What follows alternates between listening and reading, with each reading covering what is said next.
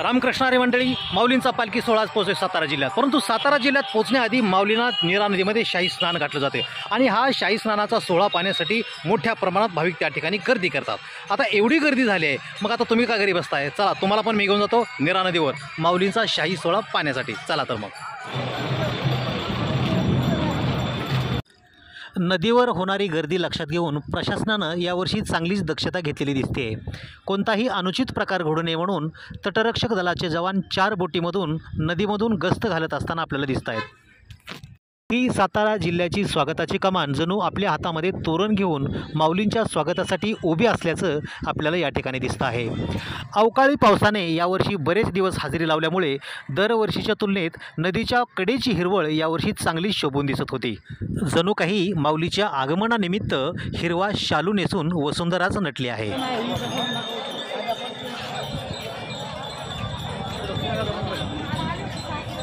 रथांच्या बैलांनाही स्नानासाठी या नदीमध्ये उतरवण्यात आलं होतं.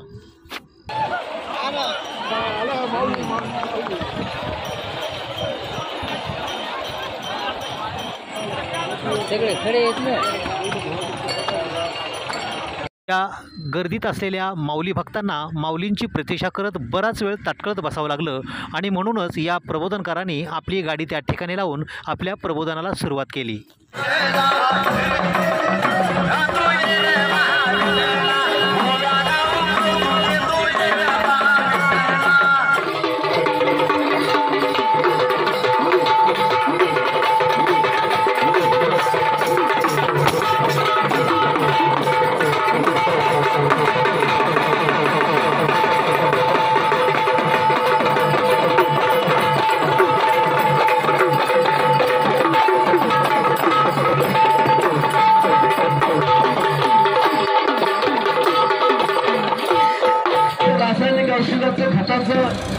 माऊली स्नानाला जाण्याच्या वाटेत अशा प्रकारे अतिशय सुंदरपणे, अतिशय सुबकपणे ही पुष्परांगोळी रेखाटण्यात आली होती.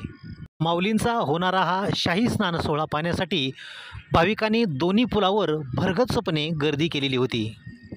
संकटसमयी कामी येतील अशा या रोप पोलिसांनी नदीवर लटकत्या सोडलेल्या होत्या.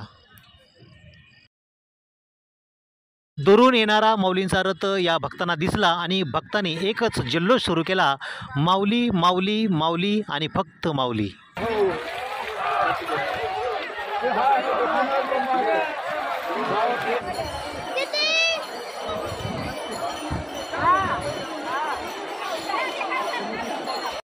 माऊलींची पालखी नदीतीर येताच भक्तांमध्ये माऊलींना स्नान घालण्यासाठी एकच झुंबड उडाली. आले माऊली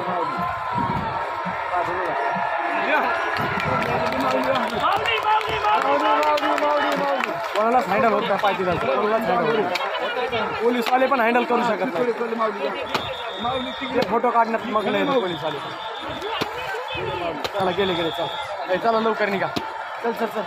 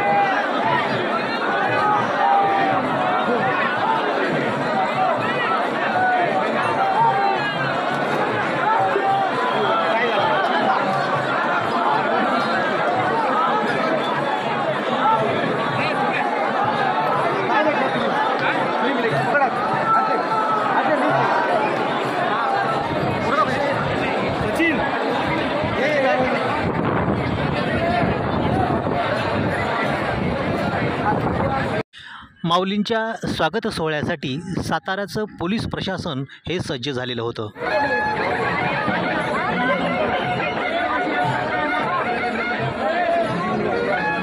जिल्ह्याच्या राजकारणातले अनेक दिग्गज राजकारणी या स्वागत सोहळ्यासाठी हजर होते.